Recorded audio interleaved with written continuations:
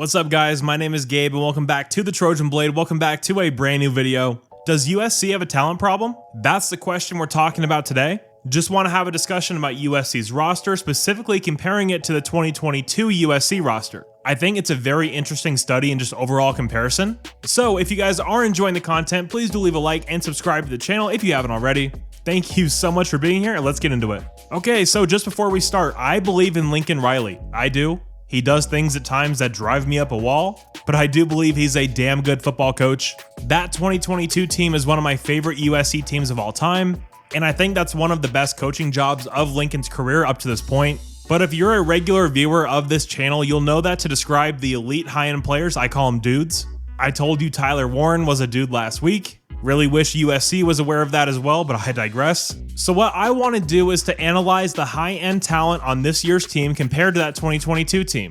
How many dudes do we currently have, and more importantly, where are they on the field? Some positions obviously have more value than others, but I think when I lay this out for you, it'll really give you a good picture of where we sit talent-wise. Okay, so taking a look at the 2022 USC roster, remember this was coming off of 4-8. Absolutely zero proof of concept at this point, but when we look at the dudes on that team, I've got 10. Mekhi Blackmon, he's an elite cover corner, great tackler, obviously got hurt this year, but a starter in the NFL when healthy. Jordan Addison, Biletnikoff winner, first round pick, elite NFL wideout. As high caliber a wideout we've had at SC maybe ever.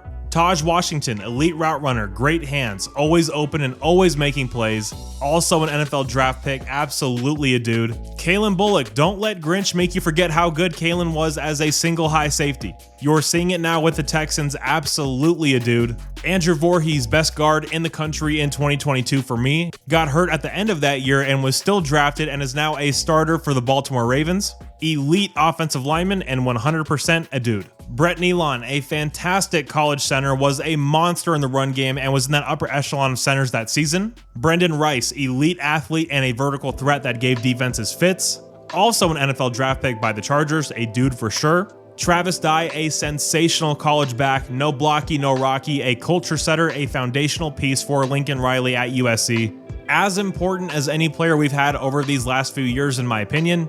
Tuli Tuipulotu was absolutely a dude, a big-time player for the Chargers now, a one-man wrecking crew for that 2022 SC defense, single-handedly changed games for us, and of course, the dude of dudes, the Heisman Trophy winner, the best quarterback that's ever played at USC in my opinion, Caleb Williams. Don't even need to elaborate on that one. So the dudes on that team, quarterback, pass rusher, 2 offensive linemen, 3 wideouts, a corner, a safety, and a running back. Taking the safety and running back out of it, in terms of positional value, quarterback, offensive line, wideouts, pass rushers, and corners are the 5 most valuable positions on the football field. And we had dudes at all of those. That was an elite offense, 11-win team in 2022. The defense made enough plays in the first part of that season to win games. And again, guys, that was coming off of 4-8. Now let's look at this year's team. I've got Kamari Ramsey, elite safety, definitely a dude. Woody Marks, big time running back, gives you a ton in the run game, pass game as both a receiver and a blocker. Eric Gentry is the overall best player on the team for me. He's absolutely a dude, although he isn't playing the rest of the year most likely, so we've got to kind of cross that one out. And Eddie Czaplicki, one of the best punters in the country, on track to be first team All Big Ten. And that right there is the end of the list. That's what we got: a safety, a running back, a linebacker that's out for the rest of the year, and a punter. Now, before you type your comments, let me clarify that I'm not saying that our players are bad, not even close to the point of this video. My point is that this roster has a severe lack of high-end talent, a lack of difference makers at the most valuable positions. At the end of the day, we can get into the nuts and bolts of scheme and strategy, but the elite teams have elite players.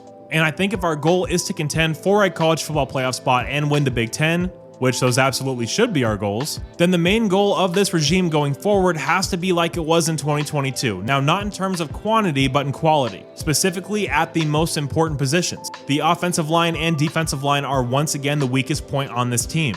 And when you don't have a Heisman Trophy winner and future #1 overall pick pulling the strings at quarterback, that's going to be exposed even more so. So to answer the earlier question of does USC have a talent issue, I would reframe it as we have a high-end talent issue. The dude scale is not where it needs to be right now. But then you take a look at next year and we have Juju Lewis coming in as gifted a quarterback as I've ever seen in high school ball.